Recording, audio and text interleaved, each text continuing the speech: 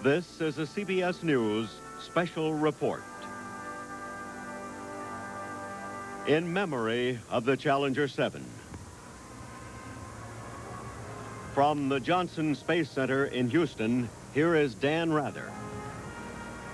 Good day. On a sunny, sad, solemn day here at the Johnson Space Center in Houston, a gentle Gulf breeze, a flyer's wind, now blows over this part of the American prairie, home and heart of a big part of our nation's space program, where NASA and the nation pause today to honor their own, our own, part of our nation family. 6 astronauts, 1 teacher, 7 heroes, now on fame's eternal camping ground. They died in the sky on their way to space and the history books. It was here on this very quadrangle, used so often before to honor returning astronauts, that they chose to have this memorial service. Today, in this community built by the space program, members of the community pause to honor not only astronauts, but people they mowed lawns with, shopped with, bragged about their kids with. President Reagan will address the estimated 10,000 guests, 2,000 seated, about 8,000 standing. And of course, he will address family members of the fallen crew, with one exception, and employees of the family of NASA. The children of the late President John Kennedy will be here. Their faces and presence here take so many of us back to one of the last times our nation felt so sad for so long and so united in sorrow. Once again, our nation pauses to honor brave heroes, and these were the heroes. Francis R. Dick Scobie, commander of the Challenger, was his 2nd shuttle mission.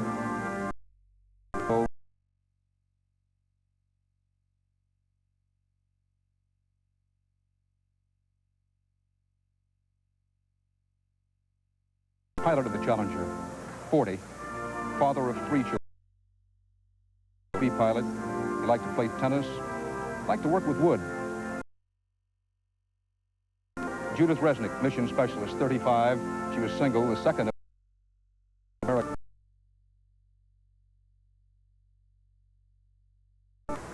Loved to bicycle. Ron McNair, 35, mission specialist, father of a 3-year-old son, from Lake City, South Carolina. Jazz saxophonist, and he liked to cook, and his parents' excellence. Ellison Onizuka, mission specialist, 39.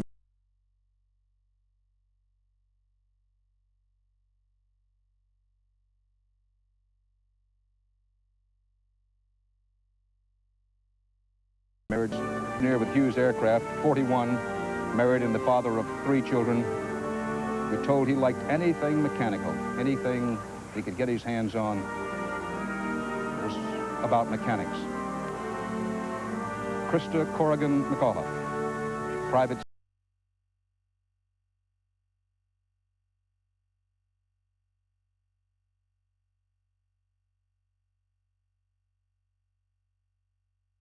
shuttle. Her son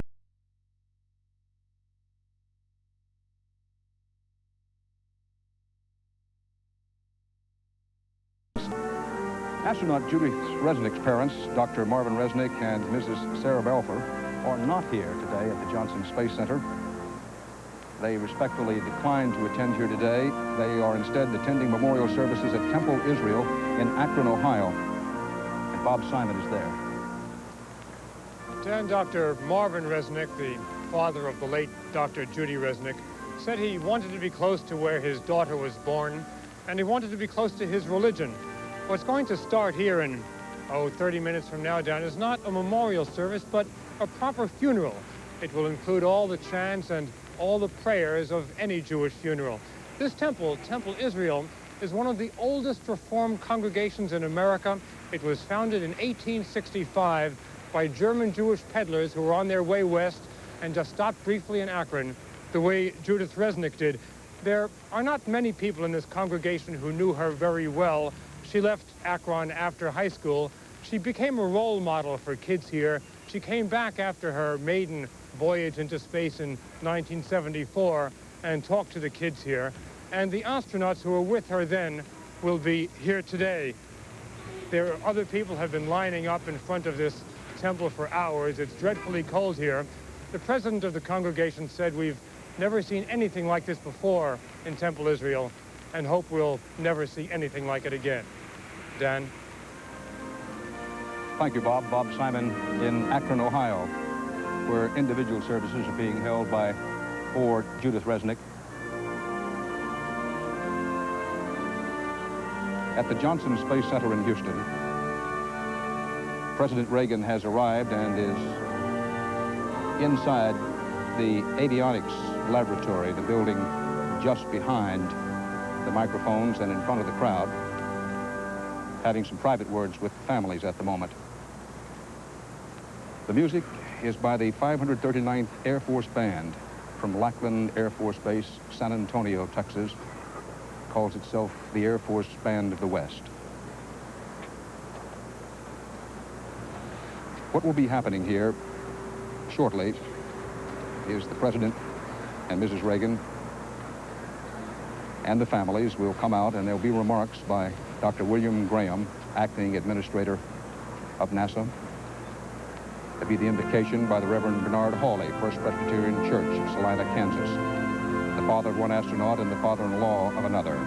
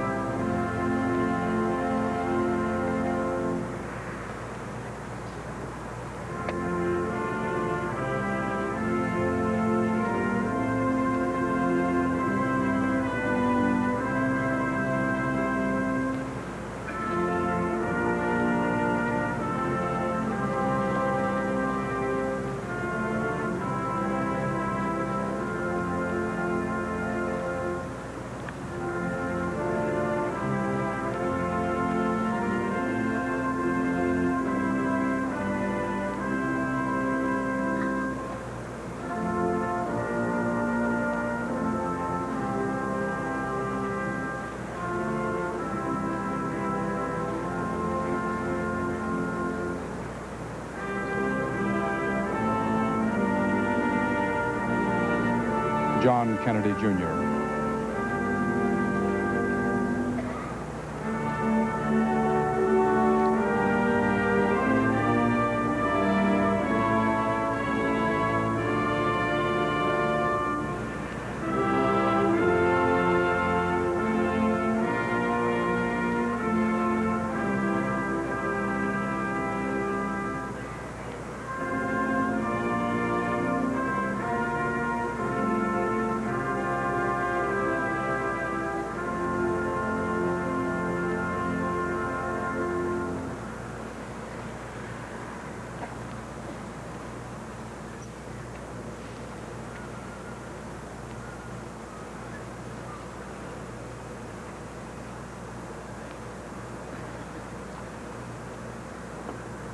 There was no public admission to today's ceremonies. Most of these people are part of the NASA family here.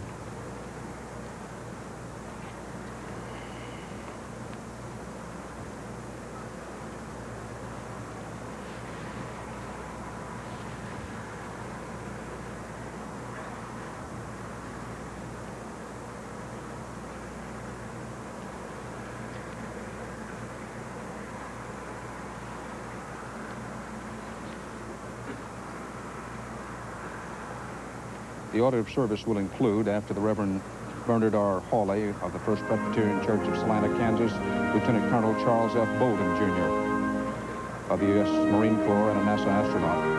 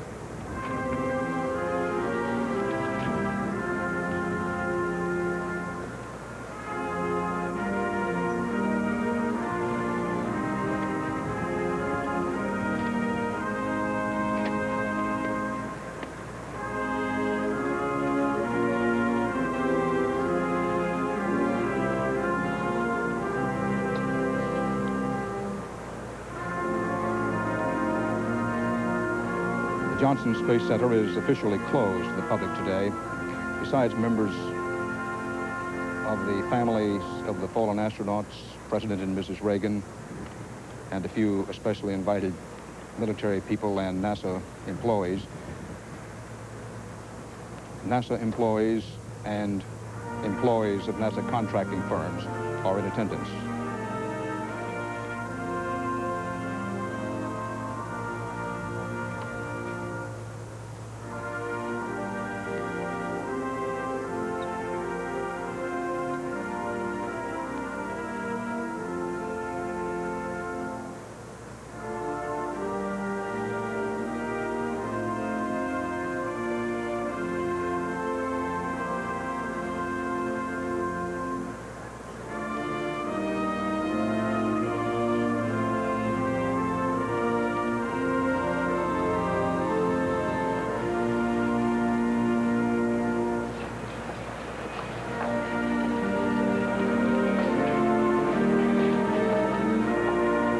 After meeting with members of the family for a few minutes inside, the President and Mrs. Reagan are now coming out with members of the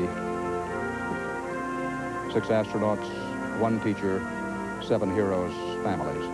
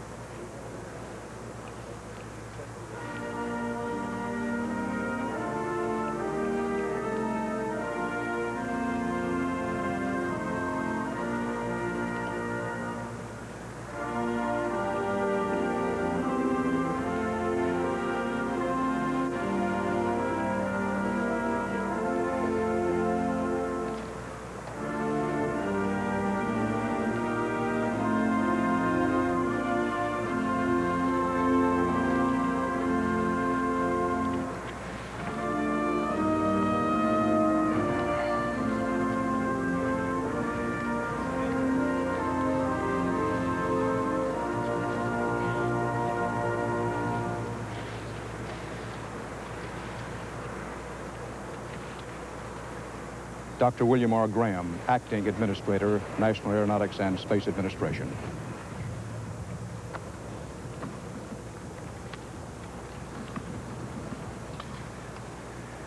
Mr. President, Mrs. Reagan, families of the Challenger crew, other members of the NASA family, ladies and gentlemen, thank you for coming here today to honor 7 brave Americans, the crew of the spaceship Challenger. Dick Scobie, Mike Smith, Judy Resnick, Ron McNair, Al Onizuka, Greg Jarvis, and Kristen McAuliffe were explorers who blazed a trail for the rest of us. Their courage and dedication represents all that's best in each of us and in America. The Challenger crew took something of all of us aloft on Tuesday. Their dreams of discovery are our dreams, and the men and the women of that flight will always live in our thoughts and in our hearts. I pray that families and friends will remember our pride and our gratitude and find some refuge in its warmth. God bless them all.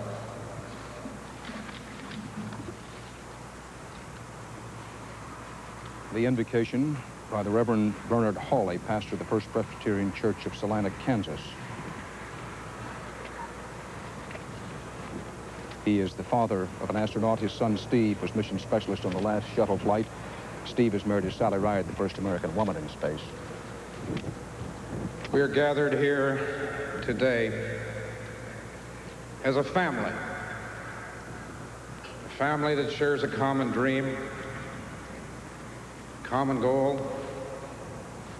common commitment, and now a common tragic and devastating loss. And as families do, we have drawn together to remember with love and faith 7 who embodied in a very special way that dream we all possess. Dick, Mike, Judy, Elle, Ron, Greg, Krista. Shall we pause for a moment of prayer and meditation? O thou, whom we call by various names, approach by several paths, and yet all acknowledge as the source of life. Thy greatness is seen in this vast and wondrous universe. We turn now to thee because we need the assurance of a love equally great and wondrous. To feel that underneath are the everlasting arms, and to know that the hand that holds us is the hand we trust. We come here grateful for the many ways we have known those whom today we mourn as husband, wife, father, mother, daughter, son, colleague, neighbor, and friend. Each brings his or her own memories of love and laughter, of strength and tenderness, of enthusiasm and joy, skill and courage. And we are grateful for the privilege of having known them, having our lives touched by their lives, being bound by ties of love and caring. And now we pray for those who most keenly feel this loss. May they as surely feel the love that surrounds them, the caring that reaches out to them. May we be bearers of thy spirit of love, so that together we may know not only grief, but also the grandeur and the grace of life. Amen.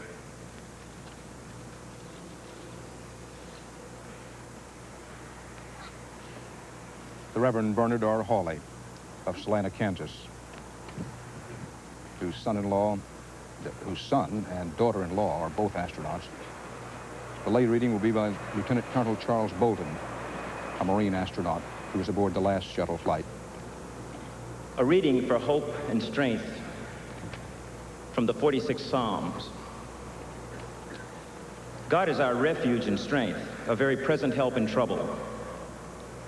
Therefore, we will not fear, though the earth should change, though the mountains shake in the heart of the sea, though its waters roar and foam, though the mountains tremble with its tumult.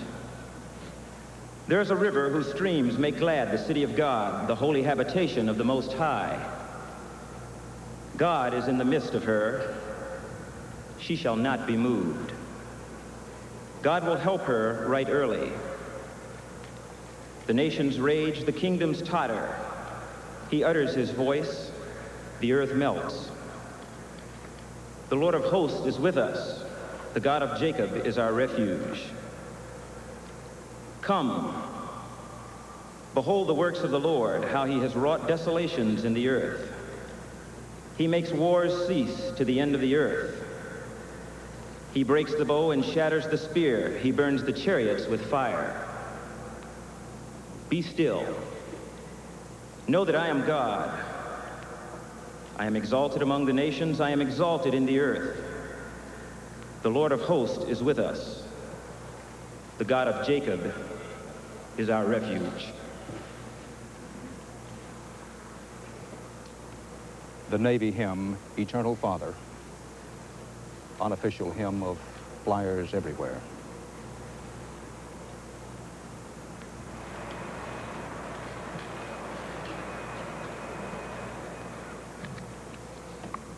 We come together today to mourn the loss of 7 brave Americans, to share the grief that we all feel, and perhaps in that sharing to find the strength to bear our sorrow and the courage to look for the seeds of hope. Our nation's loss is first a profound personal loss to the family and the friends and the loved ones of our shuttle astronauts. To those they left behind, the mothers, the fathers, the husbands and wives, brothers and sisters, yes, and especially the children. All of America stands beside you in your time of sorrow. What we say today is only an inadequate expression of what we carry in our hearts. Words pale in the shadow of grief. They seem insufficient even to measure the brave sacrifice of those you loved and we so admired. Their truest testimony will not be in the words we speak, but in the way they led their lives and in the way they lost their lives, with dedication, honor, and an unquenchable desire to explore this mysterious and beautiful universe. The best we can do is remember our 7 astronauts, our Challenger 7.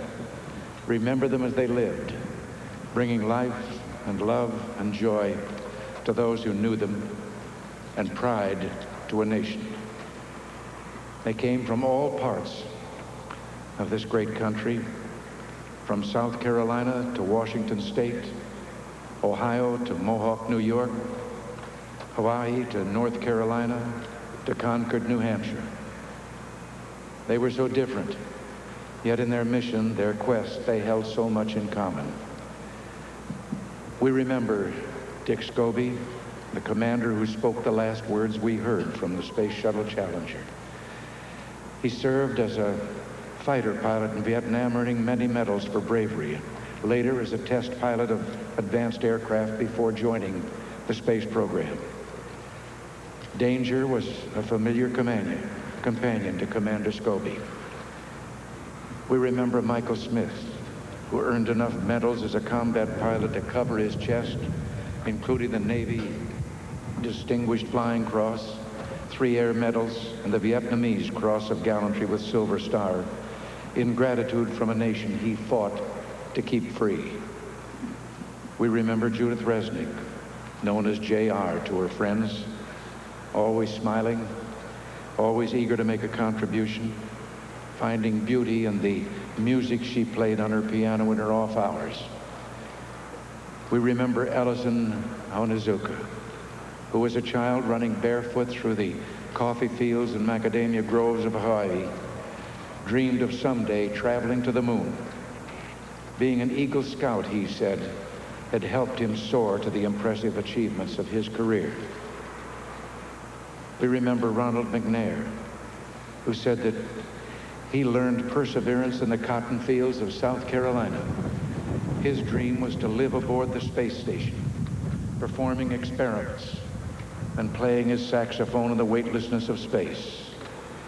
Well, Ron, we will miss your saxophone, and we will build your space station. We remember Gregory Jarvis. On that ill-fated flight, he was carrying with him a flag of his university in Buffalo, New York. A small token, he said, to the people who unlocked his future. We remember Krista McAuliffe, who captured the imagination of the entire nation, inspiring us with her pluck, her restless spirit of discovery, a teacher not just to her students, but to an entire people, instilling us all with the excitement of this journey we ride into the future. We will always remember them, these skilled professionals, scientists and adventurers, these artists and teachers and family men and women, and we will cherish each of their stories. Stories of triumph and bravery, stories of true American heroes. On the day of the disaster, our nation held a vigil by our television sets. In one cruel moment, our exhilaration turned to horror. We waited and watched and tried to make sense of what we had seen. That night, I listened to a call-in program on the radio. People of every age spoke of their sadness and the pride they felt in our astronauts. Across America, we are reaching out, holding hands, and finding comfort in one another. The sacrifice of your loved ones has stirred the soul of our nation. And through the pain, our hearts have been opened to a profound truth. The future is not free. The story of all human progress is one of a struggle against all odds. We learned again that this America, which Abraham Lincoln called the last best hope of man on earth, was built on heroism and noble sacrifice. It was built by men and women like our 7-star Voyagers, who answered a call beyond duty, who gave more than was expected or required, and who gave it little thought of worldly reward. We think back to the pioneers of an earlier century, the sturdy souls who took their families and their belongings and set out into the frontier of the American West. Often they met with terrible hardship. Along the Oregon Trail, you can still see the grave markers of those who fell on the way. But grief only steeled them to the journey ahead. Today, the frontier is space and the boundaries of human knowledge. Sometimes when we reach for the stars, we fall short, but we must pick ourselves up again and press on, despite the pain. Our nation is indeed fortunate that we can still draw on immense reservoirs of courage, character, and fortitude. But we're still blessed with heroes like those of the Space Shuttle Challenger. Dick Scobie knew that every launching of a space shuttle is a technological miracle. And he said, if something ever does go wrong, I hope that doesn't mean the end to the Space Shuttle program. Every family member I talked to asked specifically that we continue the program, that is what their departed loved one would want above all else. We will not disappoint them. Today we promise Dick Scobie and his crew that their dream lives on, that the future they worked so hard to build will become reality. The dedicated men and women of NASA have lost 7 members of their family. Still, they too must forge ahead with a space program that is effective, safe, and efficient, but bold and committed. Man will continue his conquest of space to reach out for new goals and ever greater achievements. That is the way we shall commemorate our 7 Challenger heroes. Dick, Mike, Judy, Elle, Ron, Greg, and Krista. Your families and your country mourn your passing. We bid you goodbye. We will never forget you. For those who knew you well and loved you, the pain will be deep and enduring. A nation, too, will long feel the loss of her 7 sons and daughters, her 7 good friends. We can find consolation only in faith, for we know in our hearts that you who flew so high and so proud now make your home beyond the stars, safe in God's promise of eternal life. May God bless you all and give you comfort in this difficult time.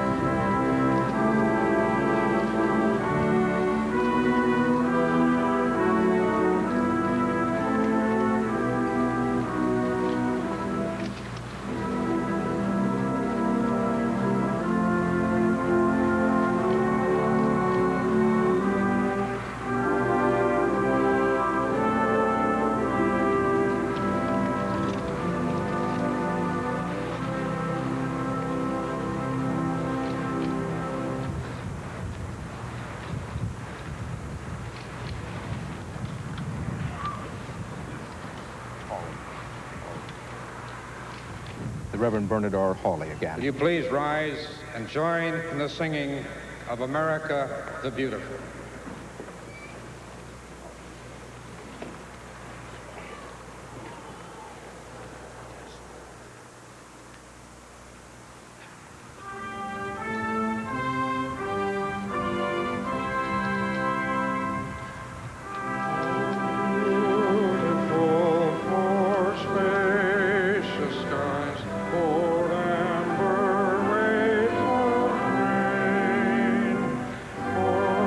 For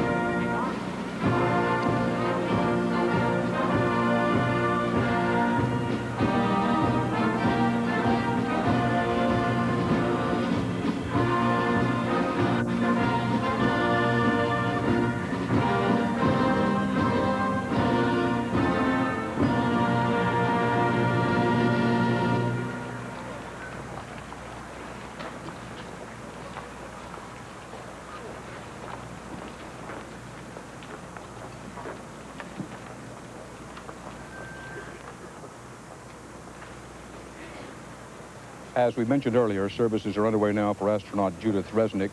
Her parents, Dr. Marvin Resnick, and her mother, Mrs. Sarah Belfer, are there in Akron, Ohio, and also there is CBS News correspondent Bob Simon. Dan, it's Rabbi Abraham Sheffer who is delivering the eulogy. She excelled in our Hebrew school. Judy grew up with.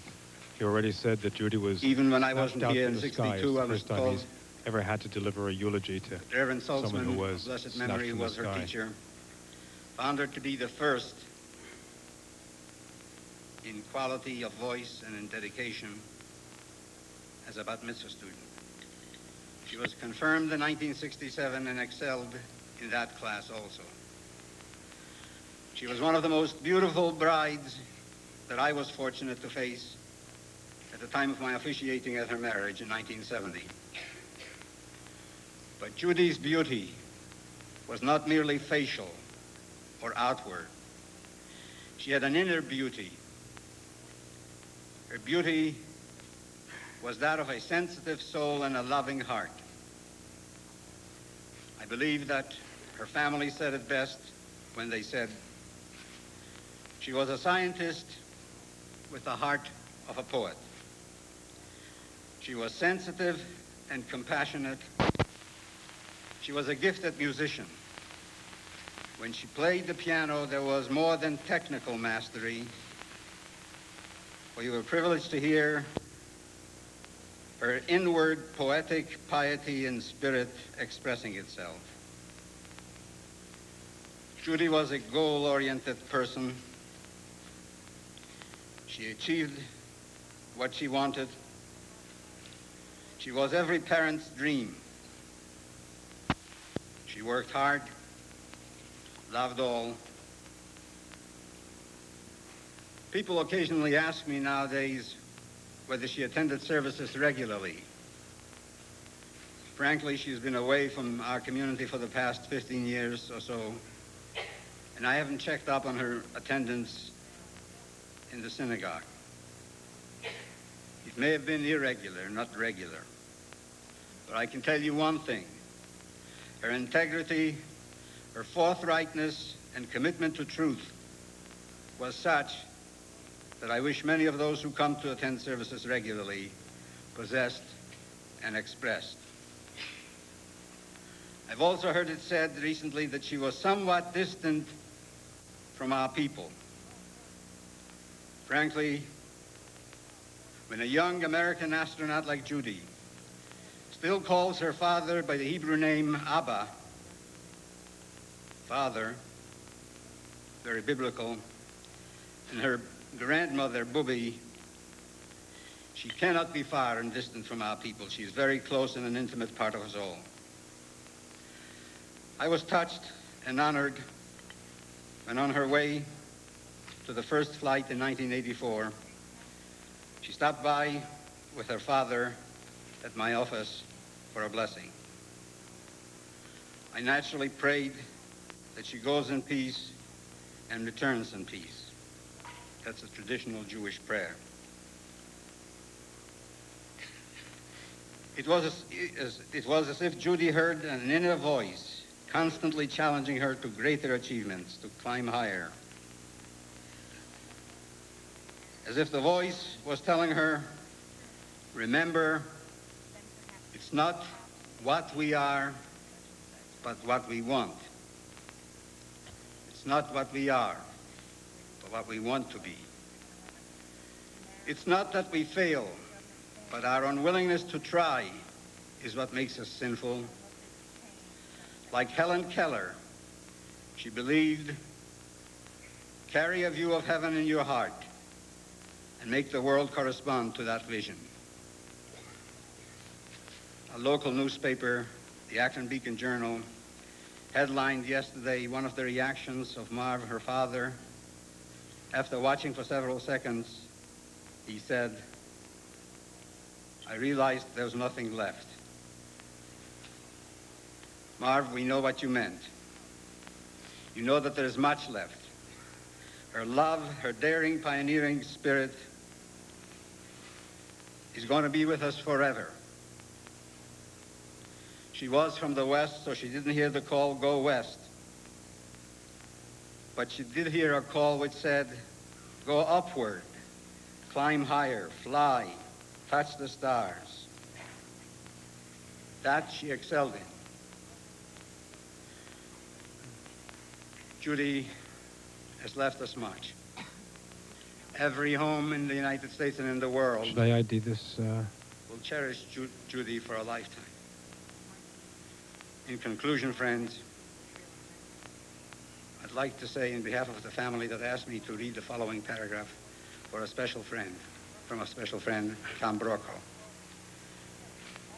Tom Brokaw of NBC News anchor had a special relationship with Judy.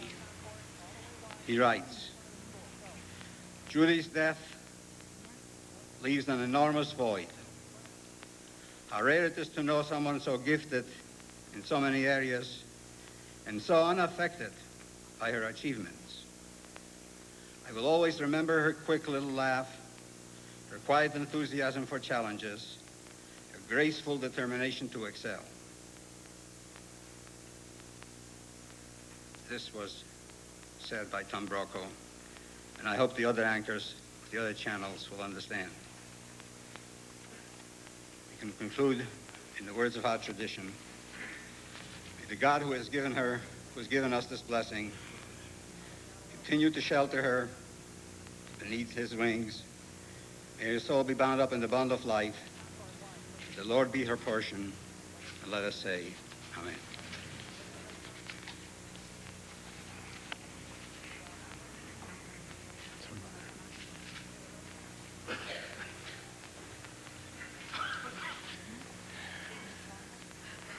Judy's father and Judy's mother and all of her family and friends, on behalf of all of the people of the state of Ohio today, I share a few words with you. This is Governor Richard Celeste. Most of us did not have an opportunity to know Judy personally. And yet over time, we have come to know her. Judy Resnick was clearly a special person to her family and to her friends. She was a special person who became special to us all.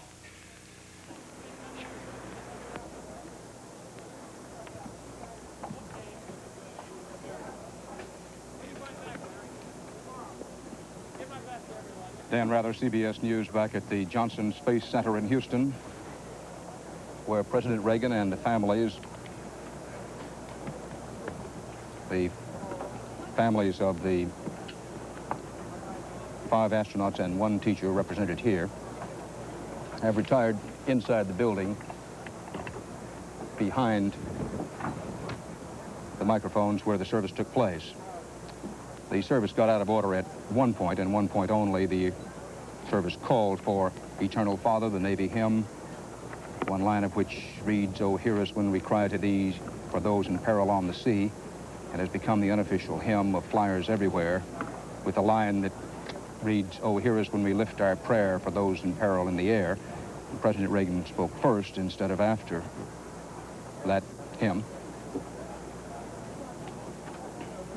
which was followed by American the Beautiful. Who were these 7 brave searchers and seekers who died this week?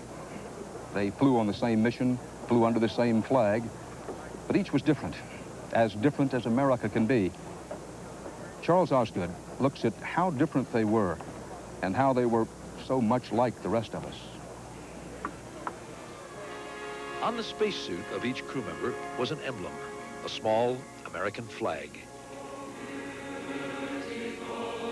Wednesday night, at another memorial service there in Houston for the 7 who died, there was a gigantic American flag, beneath which an orchestra played and a choir sang.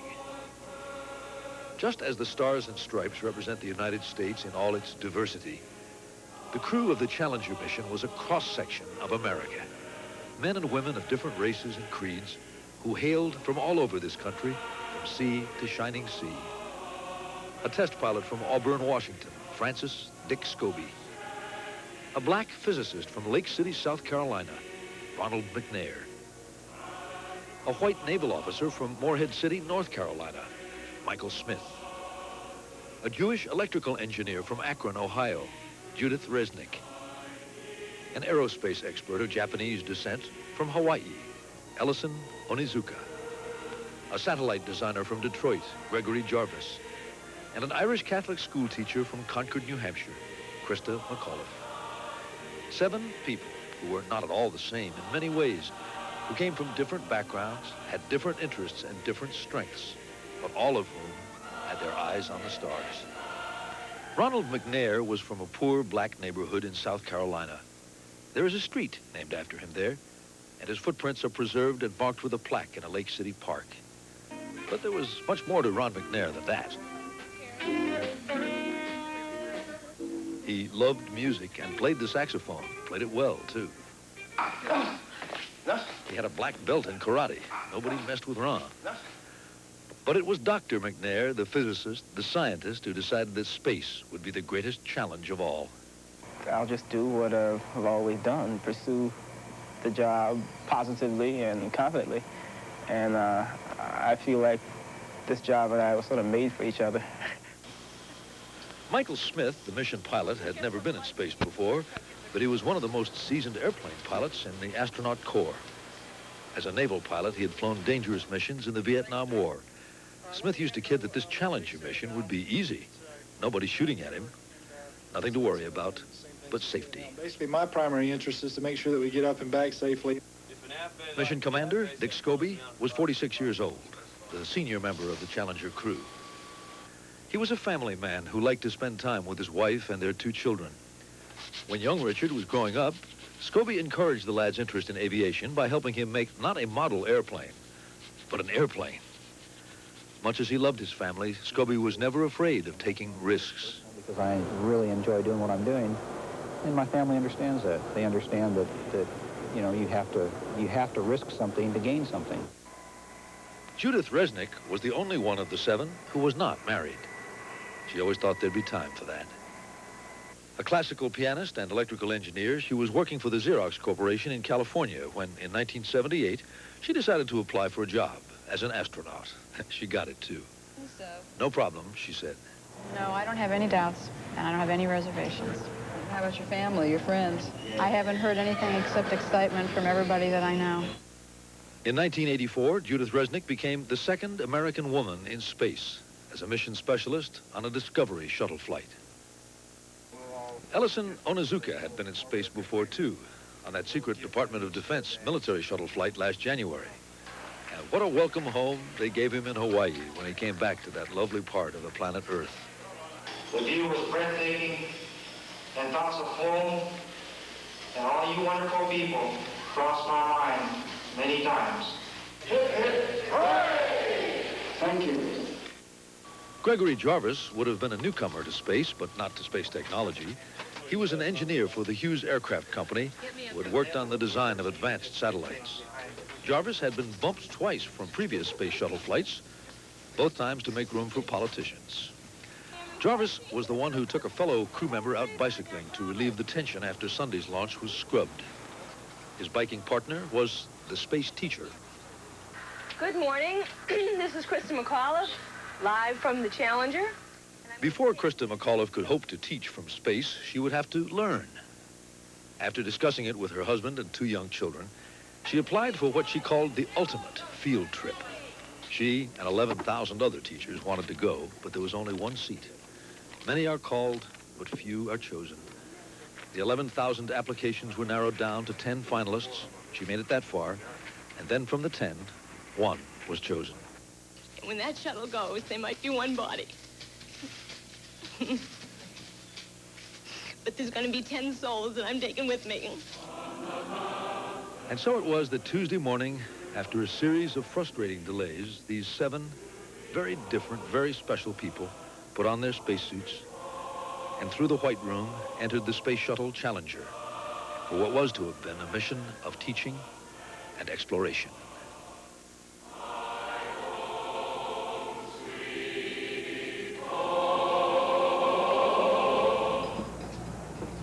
And so today, the United States of America pause between the past and the future to remember and to mourn. Here at a place dedicated to the future of humankind in space and in memory of 7 who are now one with the sky.